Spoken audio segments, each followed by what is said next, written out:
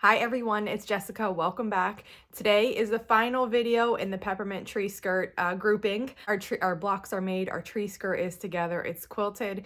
We cut our binding and we sewed it to the front, and now I'm going to show you how I hand stitch the binding onto the back. So let's get started. Here is where we left off with this tree skirt. The binding is sewn onto the front, and now we just need to flip it to the back and sew it down. You can do that by machine or hand, but I am gonna do it by hand, so I'll show you how I do that now.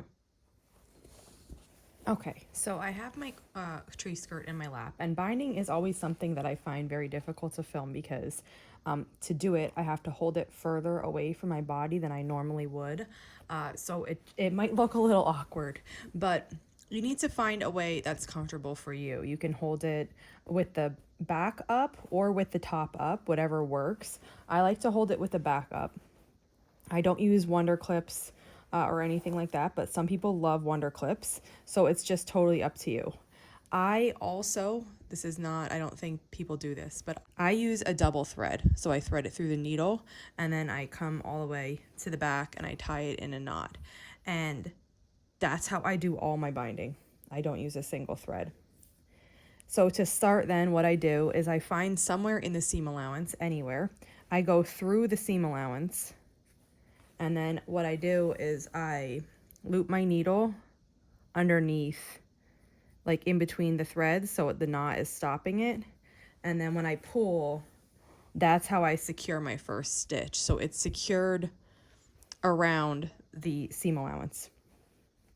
Then I can start. So once I start, I just take a little bit of the binding and I flip it over to the back, and I find exactly where I came up, so I'm in a straight line, and then I go just up through the binding, through the binding fold, and then now I have my first stitch in there. The next stitch is going to go through the backing and a little bit of the batting, but not through to the front, and then I'm going to come back up through the binding. And this is the stitch that I use for binding. You just keep repeating this all the way around. You can decide on, whatever distance you think is okay between your stitches. I don't know what I do. This is more than a 1/4 inch, but less than a 1/2 of an inch. So, and I would say I vary depending on the project. Some projects I space them a little bit further, and some projects I space them a little bit closer. And you just keep repeating this. I color match my thread to the binding, and that way you can't really see. I mean, you can see these because they're fresh and they're biting into the fabric, but once this settles down, you won't notice kind of where the stitches are. The thread that I'm using here is, I always used to love connecting threads, essential cotton, because it was affordable, and while they call it a 50 weight, it always seemed a bit thicker than a 50 weight to me. So I don't use it in my sewing machine. I don't like it in the sewing machine actually, but I do like it to bind because I feel like it always used to be sturdy. Now within the past few years, they have changed. They've done something different, and the thread is not as good quality as it used to be. So I still I have it, I think, in almost every color. And because I only use it for binding, they last a long time. So I will be using up everything I have. But when it comes time to replace a color, I probably won't buy it from them again. It's just not, it's a little bit thinner now than it used to be. It knots all the time. I'm having good luck right now, but in general, it knots all the time. I can't even get a whole length of thread without getting a knot in it. It's weaker, it breaks sometimes. So it's just a big disappointment because I really did used to love that. Now we're coming to one of these corners that's not quite a corner. It's a wider angle. And so what I'm going to do is I'm going to go right up to it. I want to go until I actually get to the corner, which I'm almost there. I'm at a corner now.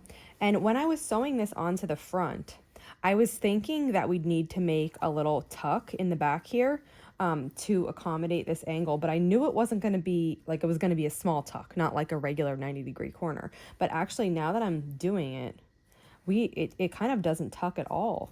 So we're just gonna just flatten the binding down a little bit. And of course, if you prefer to work a tuck in yours, I'm sure you can pull the bias binding to kind of do whatever you want. Bias binding is very flexible, and you can mold it to, you know, the shapes that you like to do, usually because it's stretchy. But look, if you see, this is the front of mine. It becomes a little bit rounder when the binding is on. And then on the back, there's a little bit that wants to lift up, but in reality, it's actually pretty flat. I think it's the shadow coming in from the window that's making it look bigger than it is. But when I look down at it in my hands, this is actually flat. So we don't really need to do a tuck there, which is going to make this really easy. We only have 2 corners then, right where one on each side of where the tree skirt opens.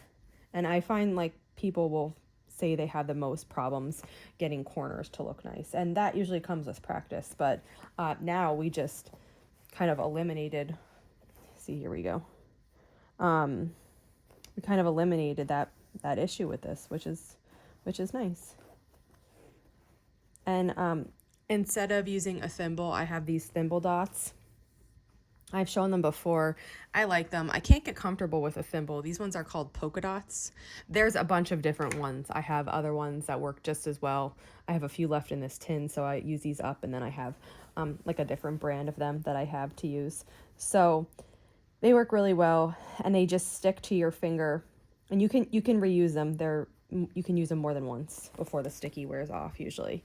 And they stick to your finger, and then you can use that pad where they're stuck to help push the needle through so that the back of the needle isn't digging into your middle finger every time you stitch.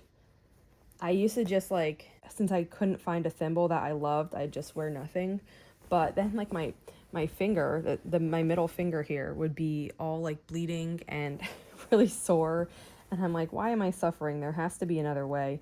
So I tried a bunch of different things. I tried a thimble ring. I tried these like grippy silicone. They're actually called like needle grabbers, which I like those. And I actually was trying to use those in place of the thimble because they felt pretty comfortable to me. And they'd work for a little while, but then that silicone would break down and the needle would go through it. But I did use those for quite a bit before I found these thimble dots. And these are pretty comfortable. You kind of get used to it, and you can use it to push the needle through, but it's not like obtrusive and in your way. So now we're kind of just on a binding rhythm here, and you just continue all the way around, just working a little section at a time. Some people like to put the wonder clips like all the way along where they're binding. For me, they just get in my way. But I just fold it down with my left thumb here. My left thumb is like holding the fabric and refolding new portions, kind of securing it as I sew with my right hand. So basically just what I'm saying though is like, you can find a way that will work for you. You don't have to do the thing that everybody does if it doesn't work. So try a bunch of ways and see what you like, and eventually you're gonna find a way of binding that is just easy and comes naturally. Now, it might not look the best at first because it still takes practice to get good at it, but it'll still feel, the position of everything would still feel comfortable to you. So you just repeat this all the way around, and I'll show you when I'm binding the circle part, the part that goes around the tree. It won't be any different than this, but sometimes people are worried about real sharp curves like that it might be trickier. And with a bias binding, it's not. So I'll just show you that part when I get there. Okay, I have finished going all the way around the tree skirt, and I have just the center left and then the one line on the other side back down. So I wanted to show you, I'm here at this round part. Now, if you were worried about binding this, you could pin it, or you could use wonder clips or something like that just to make sure you're not like tugging it and that you'll have enough binding to cover it. I usually don't. I just kind of go for it. So it's going to be exactly the same as you've been doing so far. And right before we get onto the round part, there is this little spot that's kind of like the points that were at the sides of the quilt. It's not a real corner. It's a bigger angle than that. So I don't feel the need to put a crease in here, but if you wanted to crease that a little bit, you could. I'm just going to kind of round it. So I just go where my curve is, and then I just like backtrack a little bit, and then I'll probably put an extra stitch just a little bit closer than I normally would, just to hold this corner. So it's going to look something like that. And then I'll just continue on. The bias binding makes this really easy. It's not tricky at all.